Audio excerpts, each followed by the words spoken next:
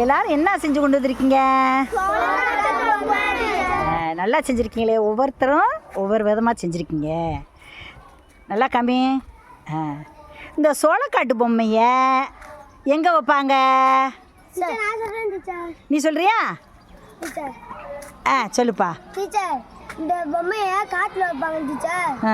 எந்த பறவைகளும் காய்கறியை கொத்தாமல் இருக்கிறதுக்காக வச்சுருப்பாங்க டீச்சர். சரி, ரைட்டு. இந்த பொம்மையை எப்படி செஞ்சீங்கன்னு சொல்கிறீங்களா?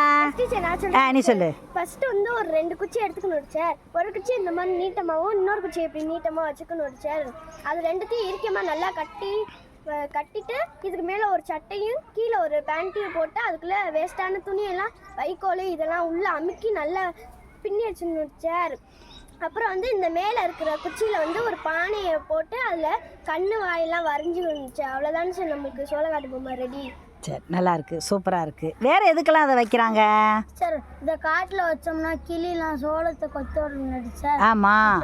இந்த சோளக்காட்டு பொம்மையை பார்த்து பயந்து ஓடி போயிருந்துச்சு. சரி, சூப்பர், நல்லா செஞ்சுருக்கீங்கடா. நம்ம 4ஆம் வகுப்பு 5ஆம் வகுப்பில் முதல் பாடத்தில் காவல்காரன் அப்படின்னு ஒரு பாடம் இருக்குது. காட்டுக்கெல்லாம் இவர் தான் காவல்காரன். நல்லா செஞ்சுருக்கியே, super. Thank you so much. Thank you teacher.